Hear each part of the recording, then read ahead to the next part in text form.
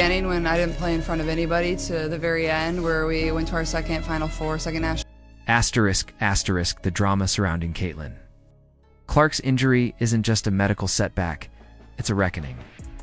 Asterisk, asterisk, what began as a promising rookie season, filled with record-breaking viewership and sold-out arenas, has now devolved into a high-stakes slow-motion collapse.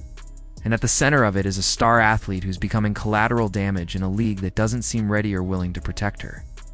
Caitlin Clark didn't just arrive in the WNBA. She stormed onto the scene with a resume, so stacked it could double as a trophy case. The golden girl of college hoops, the new face of the franchise, the ratings machine. But within just a few short months of lacing up in Indiana, that storybook debut has been rewritten. First, it was a left quad strain. Then, a suspicious groin injury. Now, she's out of All-Star Weekend altogether. Benched not by choice, but by trauma. And no, this isn't normal wear and tear. This isn't the price of doing business in a contact sport. This is something darker, something systemic. Because when doctors go on record saying this shouldn't be happening, Being a three-point competition for everybody to watch at some point, not everybody needs to freak out, so. When they're flagging mismanagement, re-aggravation, and warning of long-term consequences, you stop calling it bad luck, start calling it negligence. And let's talk about that groin injury. Not the first, but the second. The right adductor this time. It's a kind of injury that isn't just painful, it's persistent. It lingers, it nags, it derails careers if handled incorrectly. Medical experts have made it clear this isn't a day-to-day issue like the Fever's PR team would like fans to believe. No, this is weeks minimum. And that's assuming rest, proper treatment, and here's the kicker: no further trauma. Except Caitlin didn't get rest. She got assaulted. Rewind. The Fever had barely gotten her back on the court from that quad strain, one that should have sidelined her for closer to a month. It's not the quick turn return she was forced into. She fought through it because that's what competitors do. On court, and that's what you need to be successful, so you got to give them a lot of credit. Then came the hit the groin shot that wasn't a foul, wasn't reviewed, and somehow wasn't penalized. The kind of hit that makes you question if this is basketball or a live-action episode of WWE Raw. And it came from the same player who had already tried to poke Clark's eye out earlier in the season. Yes, that J.C. Sheldon. If it were just the groin shot, maybe we'd still be calling it an ugly moment. Maybe we'd label it chippy or physical. But it's not just that. It's a pattern. One that began with an eye poke that looked less like defense and more like biometric warfare. And now, a direct knee to the groin so blatant, it might as well have been choreographed. No screen, no accident, just a calculated, unapologetic collision with intent written all over it. And what did the officials do? Nothing, whistles swallowed. Then we play New York, so I think Steph's message was, yes, All-Stars. Play continued, because apparently, when it happens to Caitlin Clark, everything is fair game. And that's the real issue here. It's not just the groin strain, not even the potential long-term ramifications of her injury. It's the culture that's being built or ignored around Caitlin Clark. A culture that says you can poke her, hit her, knee her, even borderline assault her on the court. And as long as the scoreboard's running, it's business as usual. That's not basketball. That's sanctioned abuse. So now fans are asking the question no rookie phenom supporters should have to ask. Asterisk, is it time to shut her down for the season? Asterisk, let that sink in. Not because of skill, not because of performance, but because her health is teetering on a knife's edge, and no one asterisk, not the refs, not the league, not even her own team's medical staff asterisk is stepping in to stop the bleeding. Work on was super important, but I'm ready to compete again, so I'm excited. What about my mental? Doctors are raising alarms. Experts are calling for extended rest, inflammation management, advanced imaging, targeted therapy. But what is Caitlin getting? It's packs and crossed fingers. She needs a medical dream team. What she has is an injury, PR strategy, and a trainer.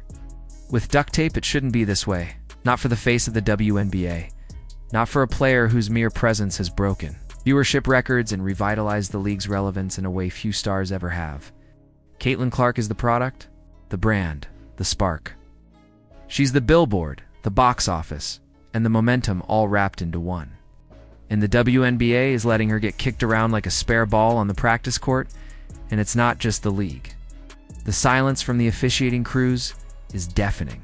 We've seen the replays, we've seen the angles, it wasn't a foul.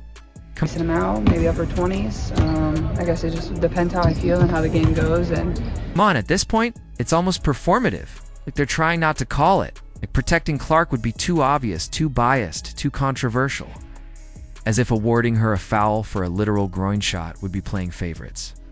Instead, they're playing favorites with apathy, fear, with silence. Silence gets people hurt.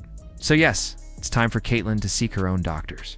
Because, clearly, trusting the system isn't just naive, it's dangerous. At this point, the Indiana Fever should be under scrutiny for more than just losing games. This is about mismanagement, about sending your generational talent back onto the floor half-healed and hoping for the best. That's not player development. That's malpractice. And what of JC Sheldon? Still playing? Still suiting up? Still taking the court like nothing happened? That's not justice. That's a warning. lanes, defending hard, active hands, things like that. I think that's what leads. Signal to every other physical defender in the league that Clark is open season. You can swing on her and you won't even get a tech. You won't get a fine. We'll get a highlight. The fans aren't stupid. They've seen it. They've slowed it down, frame by frame. They've posted the clips, made the memes, dissected the footage. They know what's going on, even if the league pretends not to. And that gap between what's happening and what's being done about it, that's where credibility dies. This isn't a rookie growing pains narrative. This is a sabotage story disguised as a sports season. Caitlin Clark isn't just battling defenders. She's battling a system unwilling to protect its own star. Trying to recover from injuries while avoiding more of them in real time, that's not bravery. It's reckless exposure. And the groin isn't just any injury. It's deeply On her hands, she brings the ball up full court. There's even times last year, I think, rooted, incredibly hard to stabilize, and one wrong pivot away from disaster. There's no quick fix, no magic tape job. It needs time, therapy, rest, things Caitlin has been denied in the name of keeping the hype machine going. So how long before it's too late? Before this rookie year goes from historic to haunted? Before the league loses its brightest star, not to burnout or pressure, but to inexcusable oversight? Because here's the truth. This isn't just about Caitlin Clark. It's about every player who comes next. What message are we sending? That if you shine too brightly, you become a target? That if you sell too many jerseys, you better toughen up for blindside hits? That being great comes with a physical toll that the league will neither acknowledge nor prevent? That's not inspiration. That's a blueprint for destruction. Caitlin's body is already telling the story. The limping, the reduced minutes, the awkward landings, the missed threes. This isn't about performance. This is about pain. And unless someone steps in, unless the league takes a stand, this narrative won't end with a comeback. It'll end with a cautionary tale. So what now does the WNBA act? Does it hold players accountable? Does it protect its stars before they're broken beyond repair? Or does it stay silent? Until Caitlin Clark is no longer walking, let alone playing. That's where we are. One of the greatest young talents the sport has ever seen is being pushed to the brink, physically, emotionally, professionally, and the world is watching. Asterisk, asterisk. So what do you think?